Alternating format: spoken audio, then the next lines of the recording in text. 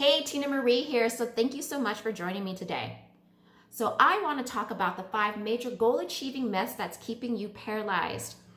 So you're incredibly excited because you create these amazing goals that you're going to totally kick butt at. So you wake up every single day gung-ho and taking massive inspired action. But then a week starts to go by and you're finding your motivation start to fizzle. So much so that you're procrastinating, making excuses, or maybe just not taking any action at all, which is leaving you frustrated and without any results. Sound familiar? Well, when it comes to achieving our goals or even just making progress in our goals, there are 5 major myths that might be robbing you from your success and your happiness. So which one of these do you believe? So let's talk about myth number 1. Everything has to be right or perfect. So some people say that comparison is the thief of joy, but I really like to say that perfectionism is the thief of joy and growth. I used to say I need a website before I can get clients. You need a website to look professional, right? I needed lighting equipment, microphone, and all this editing software in order to create beautifully professional looking videos for people to take me seriously. I even said I need to get certifications so I can be seen as an expert. I even lied to myself and saying because I didn't have dumbbells, I didn't need to work out, or I couldn't do that workout, so I didn't work out. Those are just a few things, a few rules or stories that I told myself that really kept me in my bubble and in my comfort zone. So many times we like to tell ourselves these rules or tell these stories that keep us from actually taking action because we're scared. We're either afraid of failure, or we're afraid of success, or we're just afraid that things are not going to turn out the way we want them to, or we won't actually accomplish our goals. I'm going to share a story. So I once had a client tell me that she really wanted to create video because she hears all the experts saying that that's the quickest and fastest way to grow, know, like, and trust. That way people will buy from her. But she didn't really like being on camera. She didn't really like using makeup, and she felt like she needed to learn how to use makeup before she can even get in front of the camera. So this kept her from actually putting herself out there for her business. I ended up telling her that there's different ways of getting her message out there and growing her know, like, and trust. Granted, video is the fastest way, but it's not the only way. I told her she can write her blog posts and share them out there. She can even create a podcast if she really didn't want to be on video. That way people can resonate with her voice.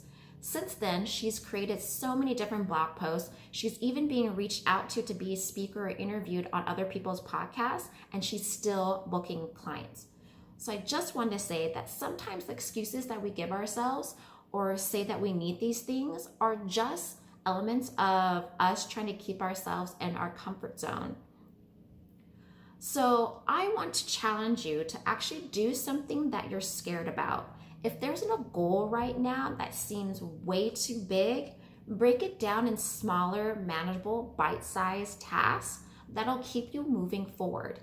And actually track that in a journal. That way you can actually celebrate at the end of the week and see your progress.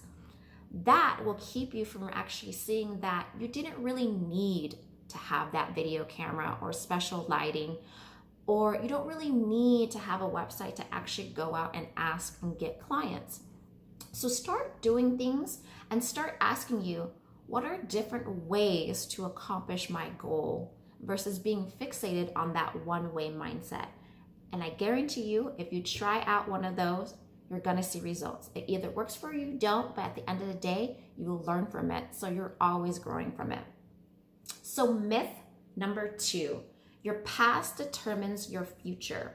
Now we can talk about this in 2 different ways, but a lot of us will tell ourselves that we can't accomplish a goal because we tried doing that in the past and it didn't work. And what we're not really asking ourselves is, why didn't it work? So for example, let's say you put out an email blast, but no one really responded or bought your product or your service. Did you really ask yourself, did you email it on a topic or content that's something that your audience actually wants or needs? Do you need help with your copy or switch that up?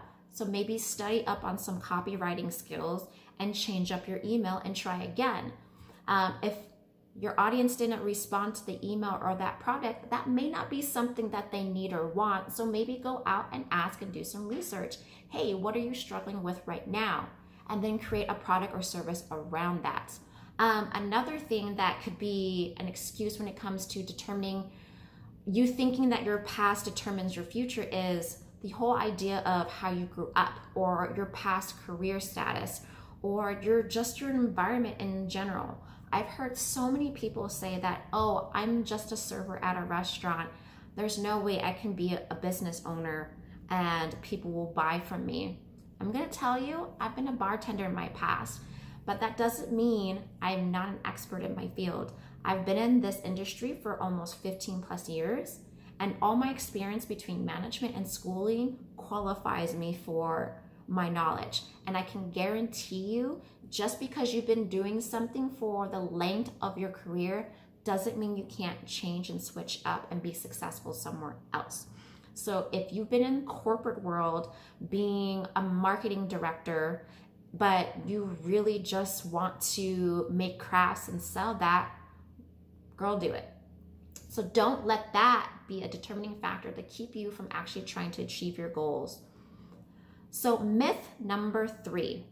I love this myth because sometimes I've told myself this. And myth number 3 is it's all or nothing.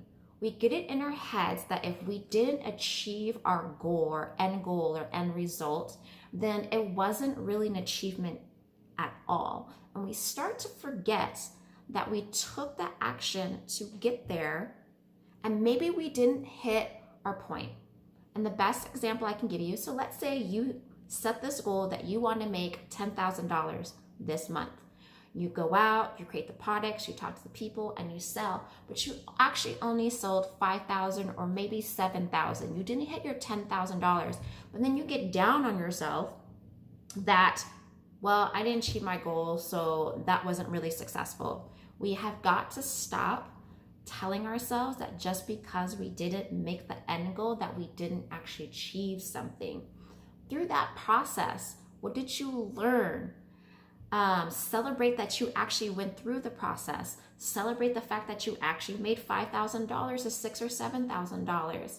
But a great thing about all these things and taking actions and maybe not achieving our goals or even making mistakes on the way is actually reevaluating these mistakes or reevaluating the process and seeing where could I have improved for the next time in order to reach my goals. If I made this many calls to book this many clients and got this amount, how many more calls do I need to make?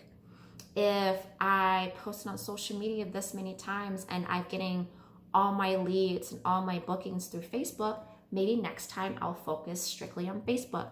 So start thinking about those things when it comes to your goals versus thinking it's an all or nothing. Because at the end of the day, if you are so fixated about that end result, that will also keep you paralyzed. We'll also go back to myth number 1 where you won't take any action towards it because you're so concerned that you won't make it versus actually enjoying the process and celebrating your wins along the way.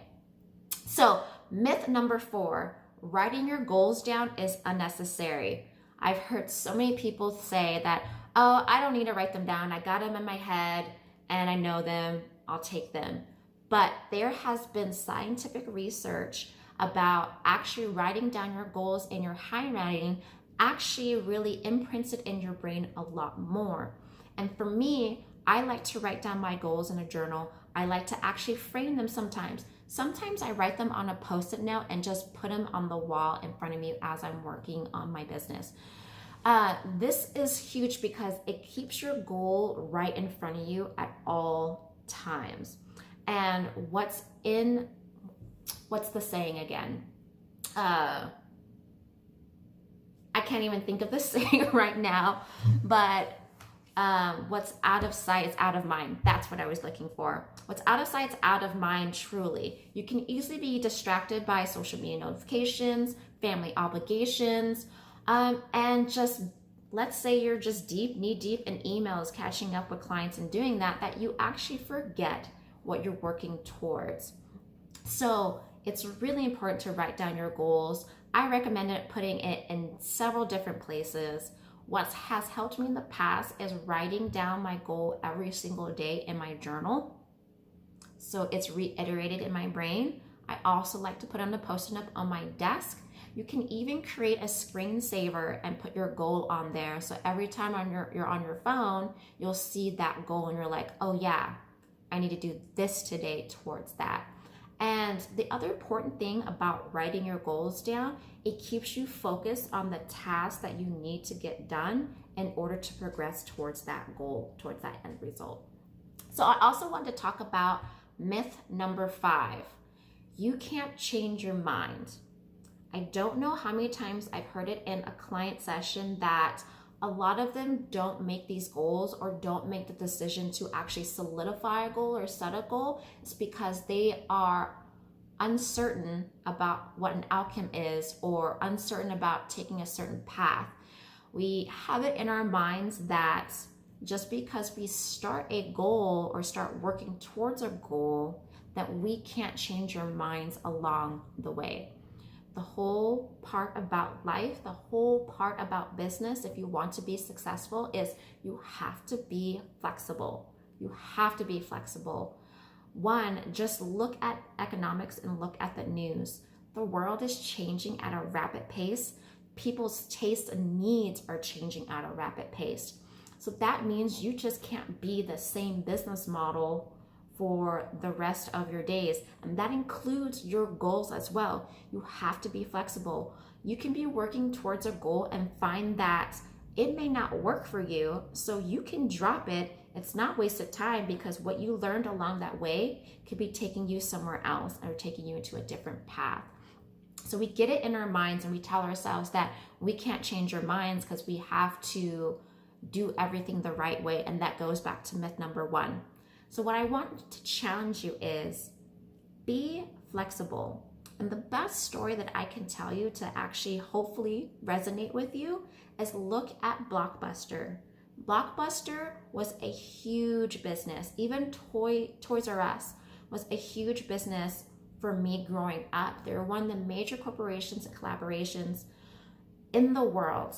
But what they didn't do was be flexible in seeing how the market was changing, how the needs of the people were changing. So Blockbuster didn't go to streaming or renting videos online. So their renting videos end up being obsolete. Toys R Us the same way. They didn't really push their online selling. They just kept having their brick and mortars and hoped people would just show up, when they could have done a lot of different things to actually bring people into their brick and mortar. Maybe have some play dates, toy demonstrations. There's so many different things that they could have done along the way. But because they stay rigid and because they still stayed in this mindset of things have to be this certain way and we can't change, they end up going out of business. And this can be the same example for any of your goals. Just having the mindset that you can't change your mind can keep you from actually taking action in your goals. And it could actually keep you working towards a goal that's actually not working versus changing paths. So what I want you to really do with this one is sit down and really evaluate. If you ever started thinking about, oh, I can't change my mind or I can't do this, is really think about, how can I grow from this experience? What can this teach me? And why can't you change your mind? Who's telling you you can't change your mind? So give yourself permission to change your mind. So those are the 5 myths. I'm just going to quickly recap. Number 1, which is a major one that often trickles or kind of coincides with the other myths, is perfectionism. Everything has to be right or perfect. Myth number 2, your past determines your future. Just because past mistakes or past environments or past careers does not define how your results will be in the future. Remember, learn from your mistakes, learn from your experiences, and draw upon your strengths. Myth number 3, it's all or nothing. Just because you don't complete the end result, that doesn't mean you actually didn't complete anything. You actually might have a plethora of data there that can help you achieve your goal the next time. Writing your goals down is unnecessary. Write your goals down. If I can't say anything else, be sure to write down your goals, especially in your own handwriting, and then find different ways to post that to keep you motivated to taking progress and to be succeeding. And myth number 5, you can't change your mind. You can always change your mind. Things are always changing in nature and life and business. So give yourself permission to take a chance. Now, if any of these resonated with you, or if you have any other myths that you've come across, be sure to leave a comment in the comments page, or if you're reading this in the blog, leave it on the blog. Thank you.